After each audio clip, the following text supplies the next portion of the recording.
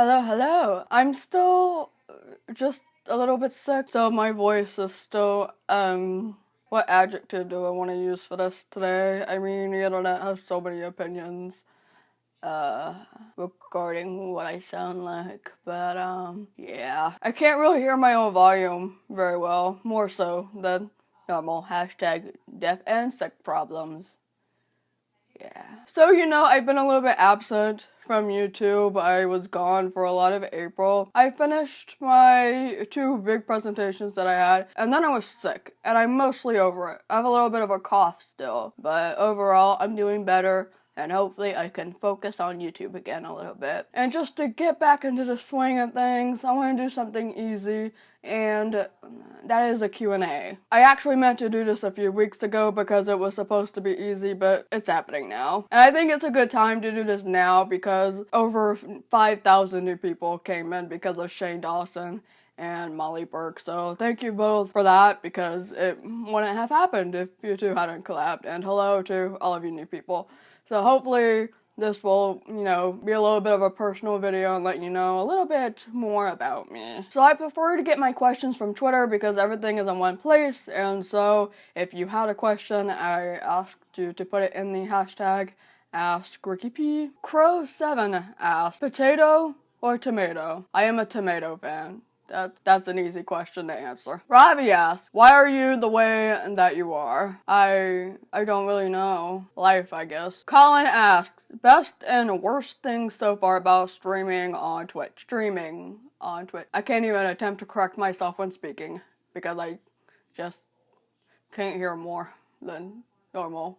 But my hearing was crap before. So the best things, let's get the worst stuff out of the way, and I think a lot of people can agree with me on this, is when the chat is just dead and it feels like you're talking to a brick wall because you can only be so entertaining. One of the things about Twitch is you have to entertain other people and you have to do it live. It's one thing to try to entertain people on something like this on YouTube, but live is so much harder. And when the chat is dead, so like when you're first starting to stream, you're not getting a really big audience, so it can be more difficult to, try to be entertaining. And so if I'm watching, or if I'm playing Fortnite, I'm focused on that, but occasionally I like to take a little break here and there, and just when the chat is dead, it's just, Some of the best things is the fact that it is really fun. It's fun to be able to interact with people, and if you're playing games that, you can play with other people, that's fun because,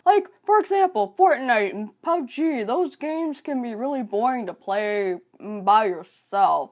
But when you're playing with other people, it's just so much more fun, and it's easier to entertain people when you're playing with other people. Job-wise, money-wise, financially, Twitch is a little bit better than YouTube currently. Colin also asked, any vegan food / meals that everyone should try? The Beyond Meat sausages that are very, very new, oh my god, they are so good. I bought one of each flavor. There's 3 different flavors at Whole Foods. I've only had the original, but they are so good. Look, I'm German. I grew up on bratwurst.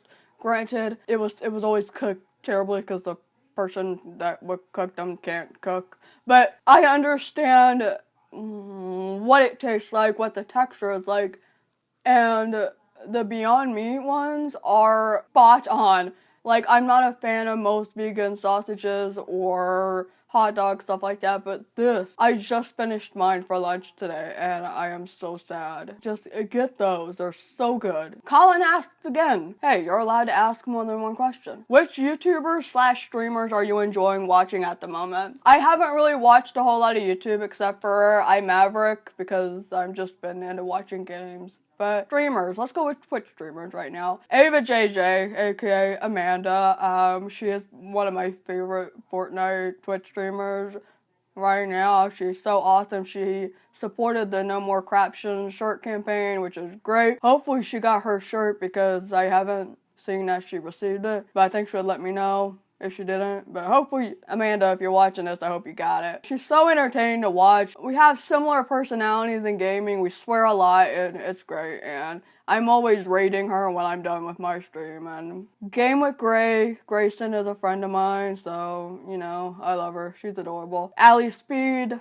Feral Wife. Those are my top 3. I tend to stream more than I watch, but I like to support when I can. Walter asks, if you had to be on an episode of any TV show, current or past, what would it be, and what would your character's story plot be? I would be on Hawaii Five-0, any episode of Hawaii Five-0, and can I just have a relationship with Steve McGarrett? That is what my character would want. I would be Danny Williams' best friend, and I just want Steve McGarrett. The reboot version, not the original, just so you know. And James asked in a video, and this is by far my favorite question, I don't know how I'm gonna get this on the video, but he posted a video on Twitter, uncaptioned, and the question was something along the lines of, what do you think about Twitter's, like, inaccessibility and the lack of captions? And it was the greatest question I've ever received because it was just trying to prove a point about the lack of inaccessibility, or the lack of accessibility and the lack of captions on Twitter. And I love James.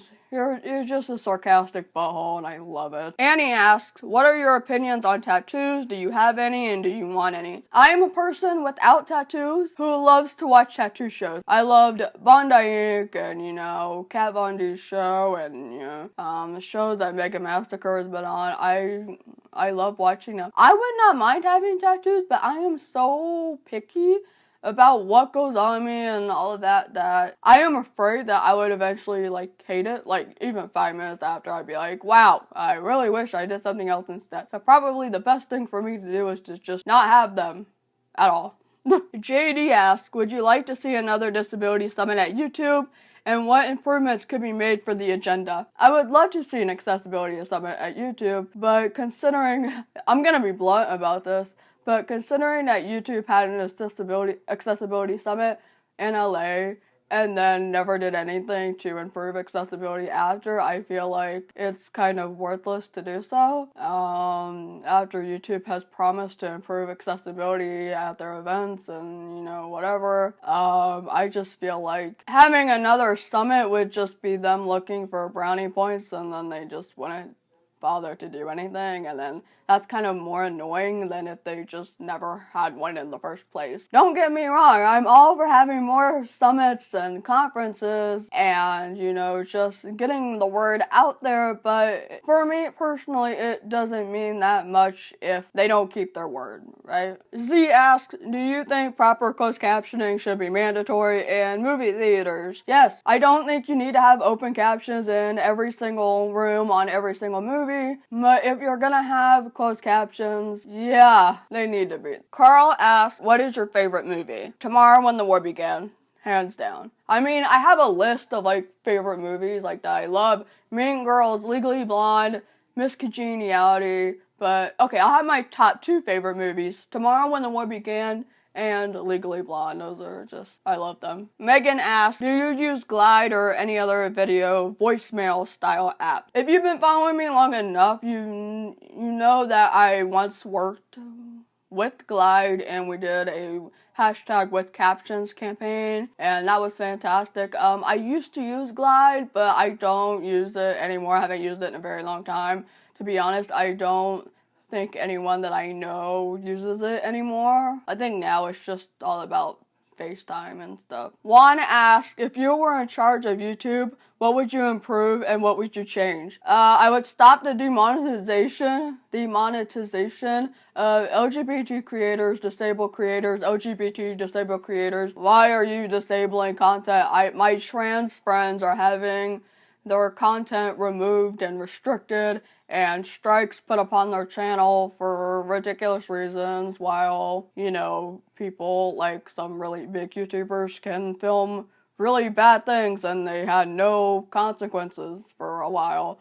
So, you know, just, I don't understand that. And also, just more talk about accessibility and less promoting all of these celebrities, like on YouTube Red. Like, celebrities already have a platform. That's television and film. YouTube was, I mean, I don't mind that more celebrities are coming over, but I feel like YouTube is now focusing on celebrities rather than the people who helped make this in the first place. And that's it for this Q&A. There are a couple more questions, but I don't really have any answers for those, so we're gonna hold off on that. Hopefully you learned a couple things. I know I've answered some of these questions before, but old Q&As are old. But I do have a playlist of Q&As, so if you want to go watch some old ones, I will have it linked up here for you to watch. And if you haven't but you would like to support my content, consider pledging on Patreon. You get perks and stuff depending on the tier that you pledge to. I do pen pal letters, that's the biggest thing. Sometimes there's gifts